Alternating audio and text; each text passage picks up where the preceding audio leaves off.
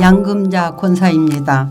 요한계시록 8장 일곱째 인을 떼실 때에 하늘이 반시간쯤 고요하더니 내가 보매 하나님 앞에 일곱 천사가 서 있어 일곱 나팔을 받았더라.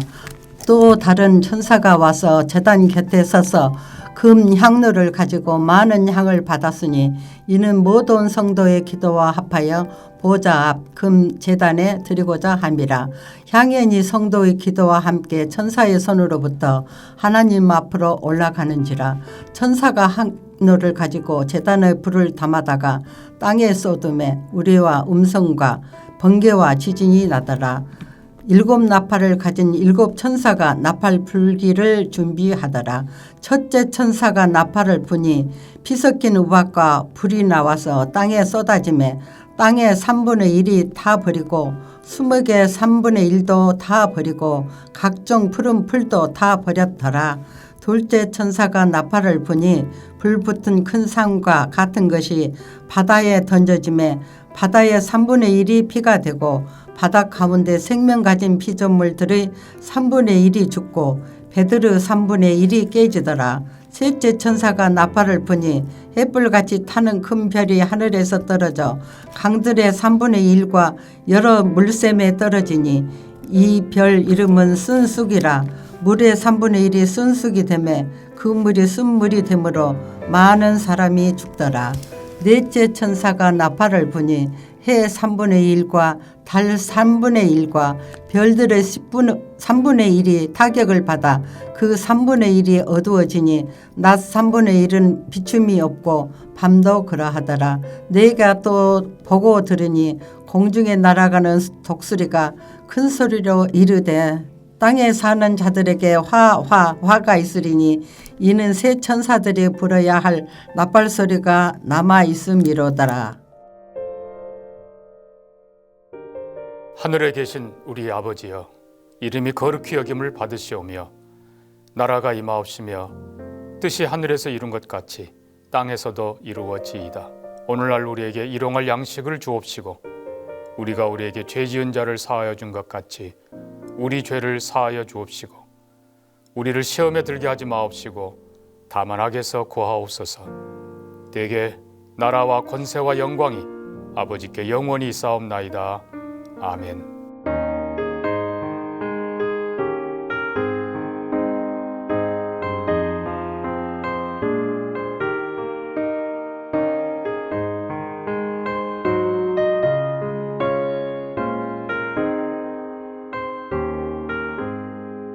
나의 영원하신 기업 생명보다 귀하다.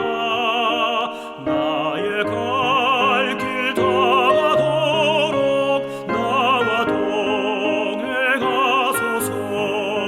주께로 가까이 주께로 가오니 나의 갈 길 다가도록 나와 동행하소서.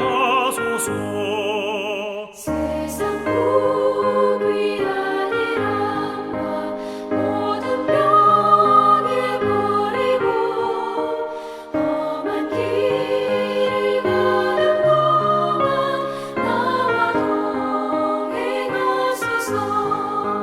주께로 가까이 주께로 가오니 나의 갈 길 다가도록 나와 동행하소서.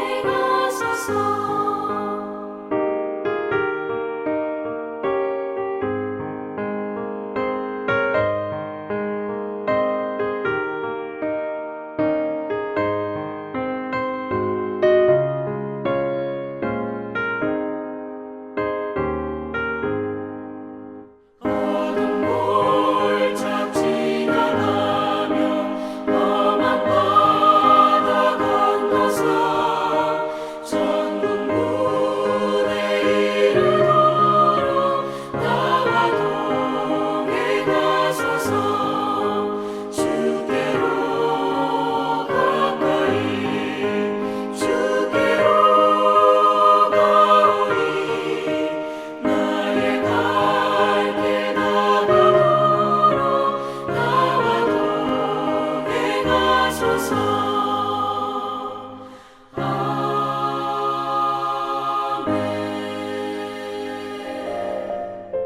오늘 본문 말씀은 여호수아 22장 10절에서 20절입니다.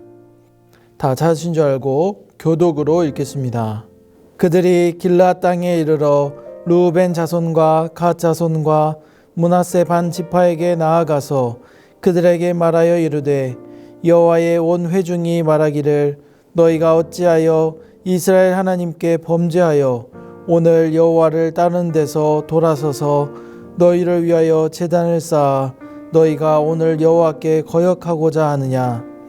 부월의 죄악으로 말미암아 여호와의 회중에 재앙이 내렸으나 오늘까지 우리가 그 죄에서 정결함을 받지 못하였거늘 그 죄악이 우리에게 부족하여서 오늘 너희가 돌이켜 여호와를 따르지 아니하려고 하느냐. 너희가 오늘 여호와를 배역하면 내일은 그가 이스라엘 온 회중에게 진노하시리라. 그런데 너희의 소유지가 만일 깨끗하지 아니하거든 여호와의 성막이 있는 여호와의 소유지로 건너와 우리 중에서 소유지를 나누어 가질 것이니라. 오직 우리 하나님 여호와의 제단 외에 다른 제단을 쌓음으로 여호와를 거역하지 말며 우리에게도 거역하지 말라. 세라의 아들 아간이 온전히 바친 물건에 대하여 범죄함으로 이스라엘 온 회중에 진노가 임하지 아니하였느냐. 그의 죄악으로 멸망한 자가 그 한 사람만이 아니었느니라 하니라. 아멘. 하나님께서 주시는 은혜가 늘 충만하시길 소망합니다. 가나안 전쟁을 승리하게 해주신 하나님은 이스라엘 조상들에게 주리라고 약속하신 가나안 땅을 이스라엘에게 다 주셨습니다. 그리고 여호수아와 그리고 이스라엘 자손들은 하나님께서 주신 그 땅을 지파별로 나누었습니다. 뿐만 아니라 하나님께서는 이스라엘 주위에 안식을 주셔서 그들의 모든 원수들 중에 그들과 맞선 자가 하나도 없도록 만들어 주셨습니다. 이스라엘에게 평안을 허락해 주신 것입니다. 그리고 이제 평안을 얻게 된 여호수아는 르우벤 사람과 갓 사람과 그리고 므낫세 반 지파를 불렀습니다. 여호수아는 오늘까지 오랜 기간 동안 형제들을 떠나지 않고 하나님의 말씀에 따라 그 책임을 다했다고 그들을 칭찬했습니다. 그리고 여호수아는 하나님께서 안식을 주셨으니 이제 그들에게 유업으로 주신 곳으로 돌아가라고 말합니다. 여호수아는 두 지파반을 동편으로 떠나보내면서 권면의 말씀을 전합니다. 권면의 말씀은 다음과 같습니다. 율법을 반드시 행하라. 하나님을 사랑하라. 여호와의 말씀을 따라 계명을 지키라. 마음을 다하며 성품을 다하여 하나님을 섬기라. 즉 하나님을 사랑하고 하나님의 말씀에 순종하며 살아가라는 것입니다.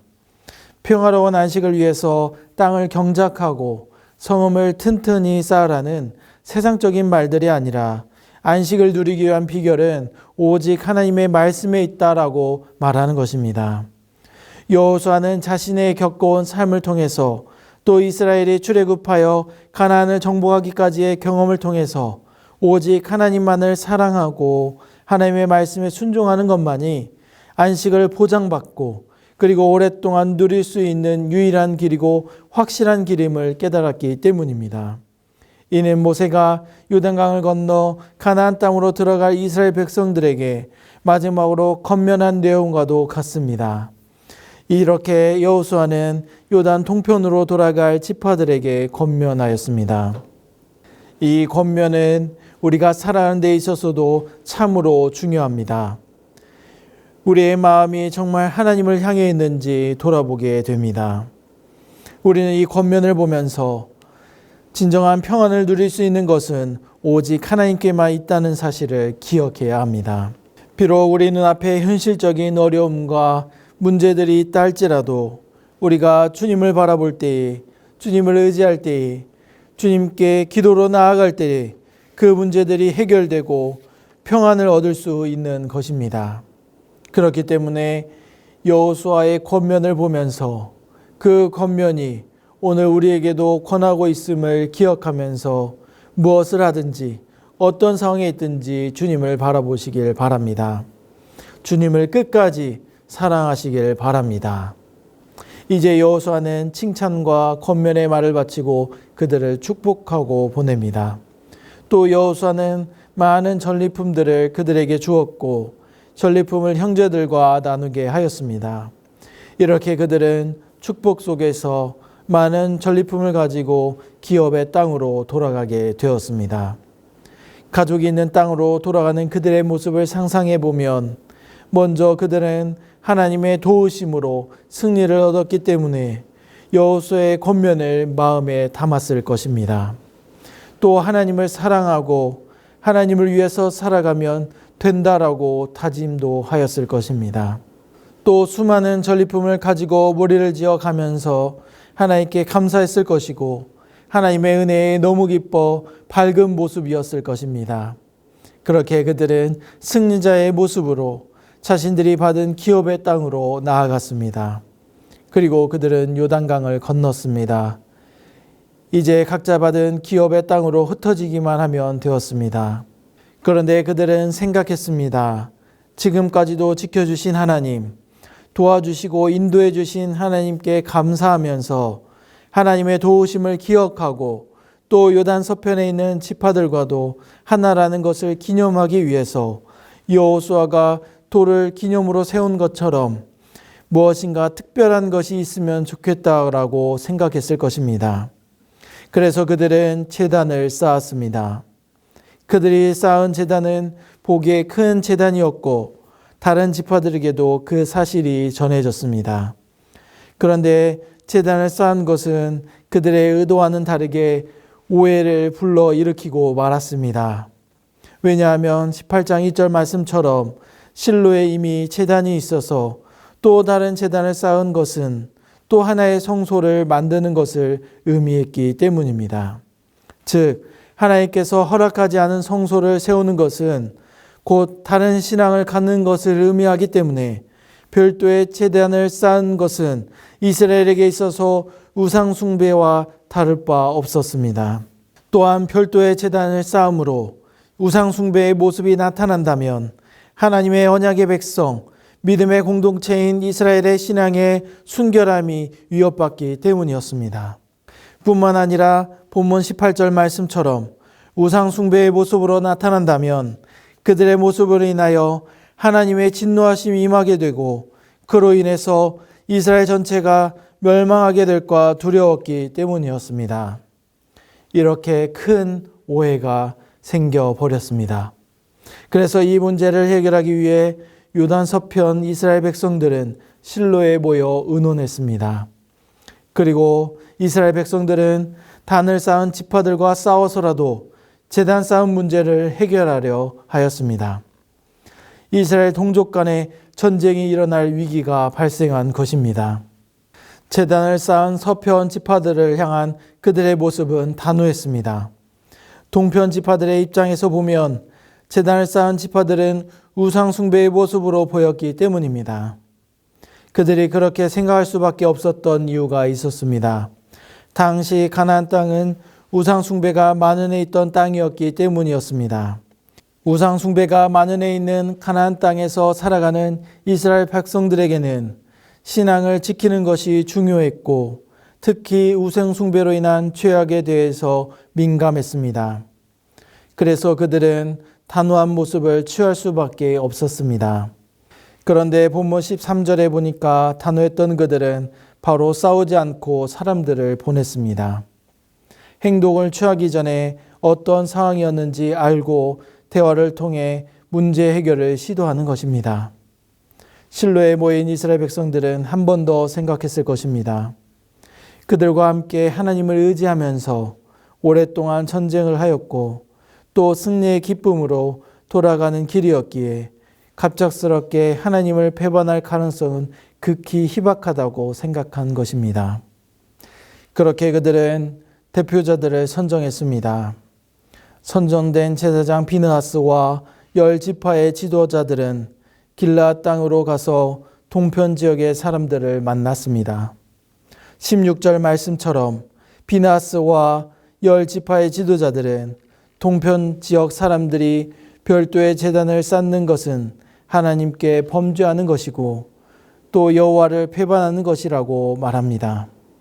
그러면서 비느하스와 지도자들은 자신을 위하여 제단을 쌓지 말고 부활의 사건을 기억하라고 말합니다. 또 여호와를 거역하지 말라면서 기업을 포기하고 성소가 있는 서편 가나안 땅으로 옮겨오라고 말합니다. 비느하스와 지도자들은 그들이 범죄하였다 간주하면서 말하였던 것입니다. 여기서 우리는 두 가지 교훈을 얻게 됩니다. 첫 번째로 오해하는 모습을 보면서 우리가 어떤 일을 할 때에 상황을 고려하여 지혜로운 행동을 해야 한다라는 것입니다. 기쁜 것에 대한 일들과 감사한 것에 대한 표현을 하는 것은 필요하고 좋은 일입니다. 그런데 표현이나 행동으로 나타날 때는 지혜로운 행동이 필요하다는 것입니다. 즉, 상황을 고려하고 상대방을 고려해야 한다라는 것입니다. 왜냐하면 아무리 좋은 의도를 가지고 한 일이라 할지라도 일방적인 행동은 다른 이들에게는 그렇게 받아들여지지 않을 수 있기 때문입니다. 즉, 오해가 생길 수 있기 때문입니다. 오늘 본문에서도 그러했습니다. 제단을 쌓는 상황이 다른 이들에게는 달리 보였습니다. 당시 이스라엘 사람들에게는 율법에 따라 하나님께서 허락하신 성소, 곧 제단이 이미 있었습니다. 그런데 동편의 지도자들은 자신들의 열심과 자신들의 생각만으로 제단을 쌓았습니다. 후반부에 나온 내용이지만 기념비적인 선한 목적이었다 할지라도 다른 제단이 별도로 생겼기 때문에 자신의 유익을 위한 제단으로 오해하게 되었습니다. 또 율법을 지키지 않는 범죄한 모습으로 비춰지게 되었습니다. 반대로 유단 서편 지파들은 어떤 상황인지 확인도 하지 않고 범죄로 간주하여 전쟁까지 생각했습니다. 이렇게 동편과 서편의 지파들은 일방적인 판단과 행동으로 서로가 오해할 수밖에 없었습니다. 따라서 오해 없이 행동하기 위해서는 상황을 고려하는 것과 배려와 상의, 그리고 지혜로운 행동으로 표현해야 합니다. 그러기 위해 우리에게는 참음과 온유가 필요합니다. 야고보서 5장 말씀에 인내하는 자를 복되다라고 말씀하신 것처럼 우리가 생활 속에서 조금 더 나아가 신앙생활 속에서도 온유함으로 한 번 더 상황을 고려한다면 오해 없이 잘 이루어질 것입니다. 두 번째로 말씀에 비추어 우리의 모습을 돌아보아야 합니다. 다시 말하면 우리의 모습 중에 확연히 드러나는 죄악된 모습뿐만 아니라 확연히 드러나지 않는 죄악된 모습에 대해서도 말씀에 비추어 돌아보는 것입니다. 서편 지파들은 제단을 쌓는 모습을 보면서 우상 숭배라고 판단하여 바로 대응하려 했습니다. 또 그들은 죄악된 모습으로 인해 하나님께 진노를 받을까 무척 두려웠습니다. 우상 숭배가 만연해 있던 가나안 땅에서 신앙을 지키며 살아가는 이스라엘 백성들에게는 단호한 태도가 바람직한 것이었습니다. 또 그러한 신앙의 열심을 유지해야 가나안 땅에서 삶이 더 안정적인 삶이 될 것입니다. 물론 오해로 시작된 것이지만 우리는 죄악에 민감했던 이스라엘의 모습을 보면서 우리 안에 들어와 있는 죄악된 모습이 있는지 우리 자신을 돌아보아야 합니다. 왜냐하면 죄악된 모습이 마치 당연하듯 여겨지는 사회 속에서 살아가고 있기 때문입니다. 또한 우리는 그러한 사회에 들어가 현실의 삶을 살아가고 있어서 우리 자신도 모르게 죄악된 모습을 그대로 받아들이기도 하고 죄악의 불감증에 걸려 하나님의 말씀에 반한 것인지 인지하지 못하게 되기도 하기 때문입니다. 그래서 우리에게 필요한 것이 말씀에 비추어 우리의 모습을 돌아보는 것입니다. 데살로니가전서 5장 22절에 보면 악은 어떤 모양이라도 버리라라고 말씀하십니다. 그래서 우리는 늘 말씀을 가까이 하면서 우리 자신을 돌아보아야 합니다. 그러므로 여러분, 혹 우리 마음에 작은 붓이 같은 죄악된 모습이 있다면 하나님의 말씀에 비추어 돌아보고 다시 주님을 위해 믿음으로 바로 서시길 바랍니다. 말씀을 맺겠습니다. 오늘 본문의 제단을 쌓는 사건을 통해 우리는 아무리 의미가 좋은 것이라 할지라도 보는 시각에 따라 달리 해석할 수 있음을 보게 됩니다. 따라서 우리의 생활이나 신앙생활에서도 지혜로운 행동, 지혜로운 표현이 필요합니다. 상황을 고려한 배려가 있는 지혜로운 표현이 필요하다는 것입니다. 또 이스라엘 백성들이 과거의 경험으로부터 배워 제약된 모습에 반응하였던 것처럼 우리도 삶 가운데 확연히 드러나지 않는 죄악된 모습까지라도 말씀에 비추어 돌아보아야 합니다. 그렇게 함으로써 우리가 사랑 안에서 더 화합하고 합력하여 선을 이루고 앞으로의 삶 가운데 신앙생활 가운데에서도 예수 그리스도 안에서 더 따뜻한 생활이 될 것입니다. 사랑하는 여러분, 앞으로의 삶 가운데 하나님께 주시는 은혜가 늘 함께하고 또 말씀과 함께하는 삶이 되시길 간절히 바랍니다. 기도하겠습니다. 하나님 아버지, 우리를 하나님의 자녀로 부르시고 필요한 것을 풍성히 채워주시고 선한 길로 인도하여 주셔서 감사합니다. 오늘 말씀을 보면서 우리의 모습을 돌아봅니다. 하나님의 말씀대로 살겠다고 고백하면서 세상의 것을 바라보고 우리 자신이 주인 것처럼 내 생각과 마음만을 생각하게 됩니다. 주님 용서하여 주시옵소서. 하나님 아버지, 우리가 주인 삼았던 것을 내려놓으며 오직 예수 그리스도만이 우리의 주인 되심을 고백하고 믿음으로 나아갈 수 있도록 도와주시옵소서. 하나님 아버지, 우리 교회를 통해 해외 선교와 국내 선교 활동이 더욱 활발하게 이루어지게 하시고 우리 교회를 통해 세계 열방에 복음이 전해져 많은 사람들이 주님께 돌아오게 하여 주시옵소서. 또한 선교사님들과 해외 선교팀과 국내 선교팀을 섬겨주시는 모든 분들의 건강을 지켜주시고 사역을 잘 감당할 수 있도록 크신 은혜를 허락하여 주시옵소서. 모든 영광을 하나님께 올려드리며 예수님의 이름으로 기도드립니다. 아멘.